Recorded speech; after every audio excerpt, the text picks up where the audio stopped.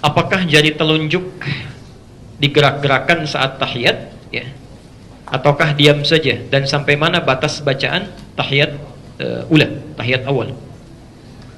Baik. Apakah jari telunjuk digerak-gerakan saat tahiyat ataukah diam saja, dan sampai mana batas bacaan tahiyat awal? Mazhab Syafi'i dia turun ke bawah. Naiknya pada lafaz Allah sampai salam tak turun. At-tahiyat. Apakah jari telunjuk digerak-gerakan saat tahiyat, ya, ataukah diam saja, dan sampai mana batas bacaan tahiyat tahiyat awal? Baik. Apakah jari telunjuk digerak-gerakan saat tahiyat ataukah diam saja, dan sampai mana batas bacaan tahiyat awal? Hadis Muslim, riwayat Muslim, nomor hadis 913. Nomor hadis 913. At-Tirmidzi, bukan Tirmidzi tapi At-Tirmidzi. Nomor hadis 296. Nomor hadis 296. Dari Abdullah bin Umar. Ya. Sudah? Ada lagi hadis dari Wa'il bin Hujur, Masya Allah, itu diriwayatkan kurang lebih sampai 12 orang, 12 jalur, ya, 12 jalur. Ada 12 jalur. Kalau Anda ingin dapati 12 ini, ke-12-12-nya, itu penjelasannya sangat bagus, ya. Cari kitabnya Syekh Mustafa Al-Adawi, namanya Syarah Ilalul Hadith. Syarah Ilalul Hadith. Ini belum ada bahasa Indonesianya. Syarah Ilalul Hadith. Syekh Mustafa Al-Adawi.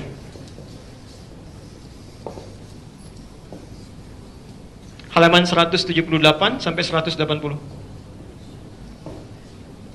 Nanti akan menyebutkan sekitar 12 hadis diriwayatkan dari Wa'il bin Hujr. Ini intinya yang menggerak-gerakkan tangan itu. Wa'il bin Hujr. Pelan-pelan. Hadis pertama dari Ibnu Umar, ya, radhiyallahu anhuma, anaknya Umar bin Khattab, semoga Allah meridhai kepada beliau dan orang tuanya.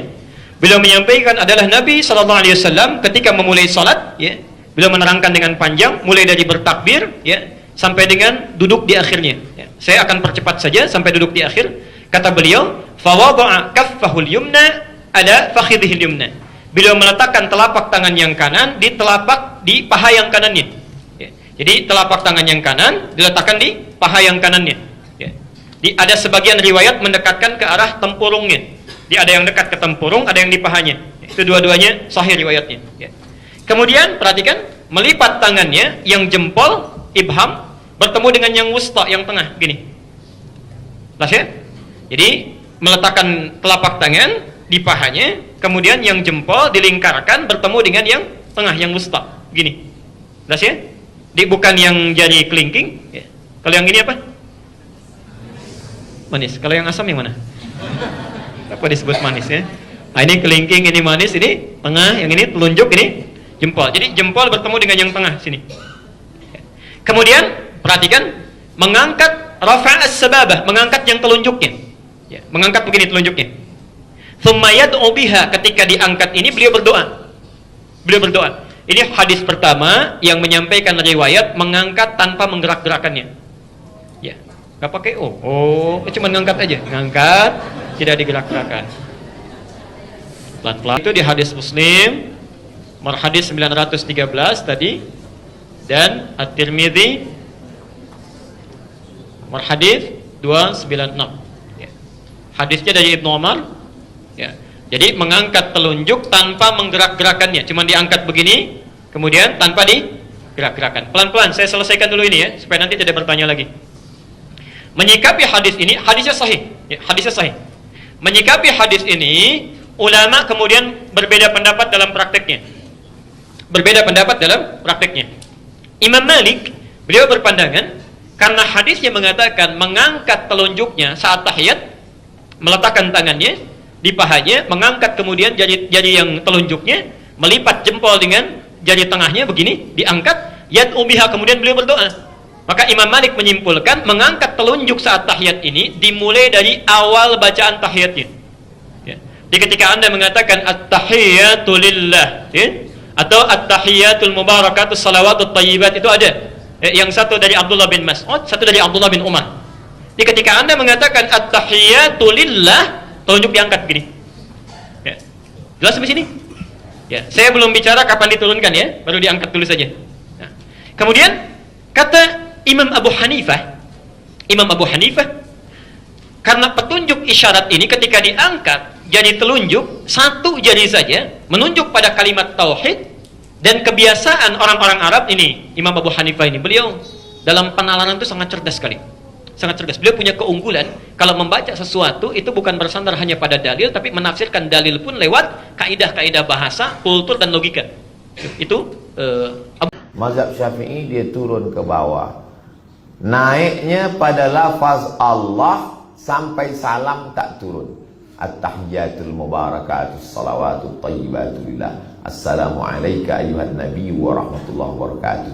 Wassalamu alayna wa ala ibadillahis shalihin. Asyhadu an la ilaha illallah. Sampai salam tak turun. Sekali angkat. Syafi'i. Mazhab Hanafi naik pada lafaz la, turun pada lafaz Allah. Asyhadu an la ilaha illallah. Hanafi.